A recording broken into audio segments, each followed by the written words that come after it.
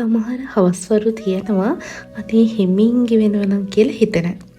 කාර්ය බහුල සතියක එක දිගට දුවලා හදිවෙන්න මගේ හිතට පොඩි නිදහසක් දෙන්නම තීරණය කළා. තනියම ජීවත් වෙන එකේ ලොකුම වාසිය තමයි හිතට දැනුණ සැනින් එළියට බහලා යන කාගෙන්වත් අවසර ගන්නවෙන්නේ නැති එක.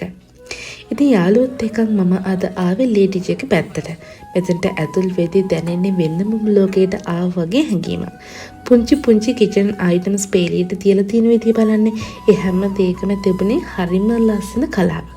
මගේ පුංචි කුස්සියේ මටම උයාගන්න වෙලාවට මේ වගේ ලස්සන දේවල් මගේ තනිකමට පාටක් එකතු කරනවා කියලා මට හිතුණා.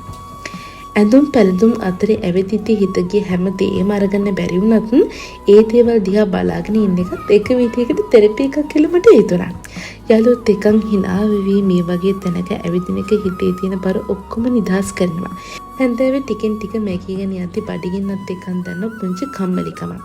අපි රැට කන්න සහෝකින් ෆ්‍රයිඩ් රයිස් ගත්තා.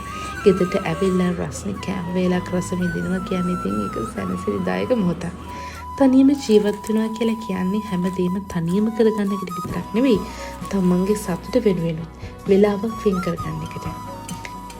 ඉතින් අද හවස මම ආස විදියට ජීවත් වුණා. මට ඕන දේ කළා. ඉතින් ඔයාත් ඔයාගේ කාර්යබහුල ජීවිතෙන් පොඩි විවේකයක් ගන්න. යාළුවොත් එක්කන් ඇවිදින්න යන්න. ඔයාට ඔයාම මුණ ගැහෙන පුංචි වෙලාවට ආදරය කරන්න. ගෙන් එන්න දිනුවා.